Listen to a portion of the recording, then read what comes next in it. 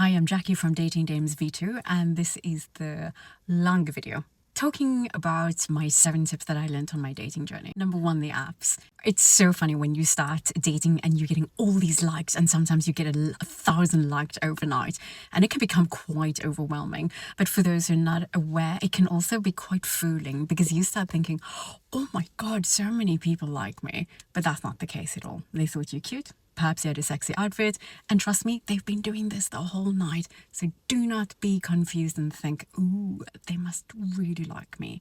Often what I experienced was that you'd have, I don't know, a few hundred likes the following morning, and especially if you're visiting a new city or traveling. And really, there is no meaning behind it. So don't overread and don't over-index on this like concept. Secondly, the apps, they're merely a doorway. They're not meant for you to get stuck there.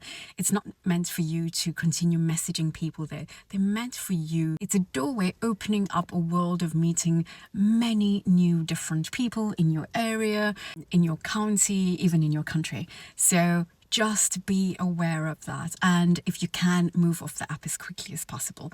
And another tip I would give you, no meaningful conversation to be discussed on the apps at all. Number 3, don't feel obliged to accept every date. Be selective about the men you date and those that make you feel good. And I'd like to emphasize the word feel good. I remember an experience I had whereby a man invited me out on a date, and I think we dated for quite a while, and by the 4th date I remember saying, oh, thank you, I can't make it tonight, I'm actually quite busy. One thing you must be aware of is that when it comes to dating, your aim is not to accept every date. Your life is full of activity, full of joy, full of wonder. And if it's not, now is the time to start building up that excitement within your life. A partner, a man, is not there to fill a gap. He's there to enhance the life you have already.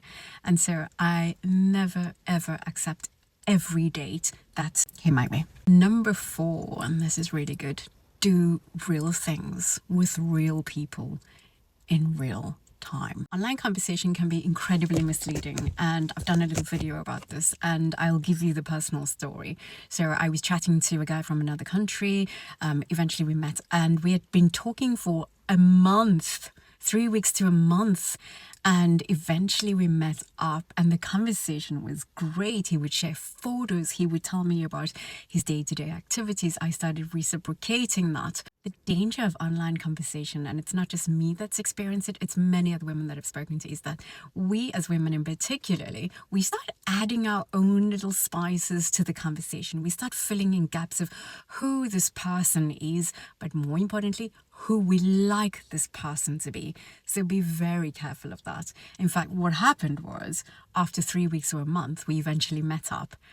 And I had the biggest shock of my life when I saw that the person whom I'd been communicating with, firstly, looked completely different. Not the head up, but the chest down.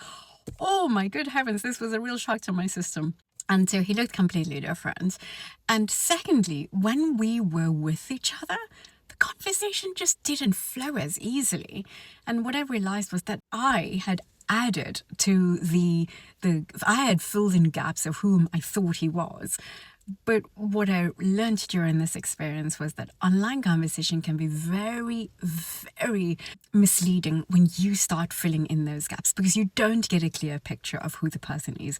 Hence, do real things with real people in real time. Number 5, accept that dates will lead to both a yes and a no. Do not be surprised when you experience rejection. And I remember the first time it happened to me, I had been dating somebody for about 3 to 4 months already.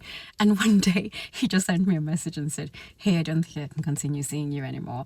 And I was so shocked because I thought we were having a really great time together. What I realized in that situation was that, of course, there's going to be yeses and nos. And I think often we are misled into believing that if we're meeting somebody online, it's all going to be dandy, it's all going to be smooth. You know, 30 years ago, when this online platform didn't even exist, when we were younger, we accepted that of course it's going to be a yes or a no. So do not be fooled into believing that every situation is going to lead to something special and that every situation is a yes. In fact, I like using this word. It's called a natural dating filtering system, actually.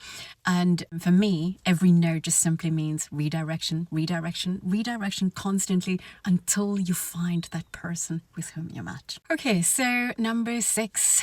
Don't feel obliged to sleep with every man and on a first date. Unless, of course, that's what you'd like to do. And me personally, I don't sleep with men on first dates. And I remember meeting a guy and I said to him, I don't sleep with men on a first date. And he looked at me and he started giggling. Laughing possibly, and he said, oh, that's fine, I don't sleep with women on a second date. And we both started laughing. We made a big joke out of it. Let's just say we didn't just have 1, 2, or 3 dates, we had a lot more. I should also add that when you do this, the right man respects your boundaries. The one that doesn't, when he walks away, think of it as this natural dating filtering system.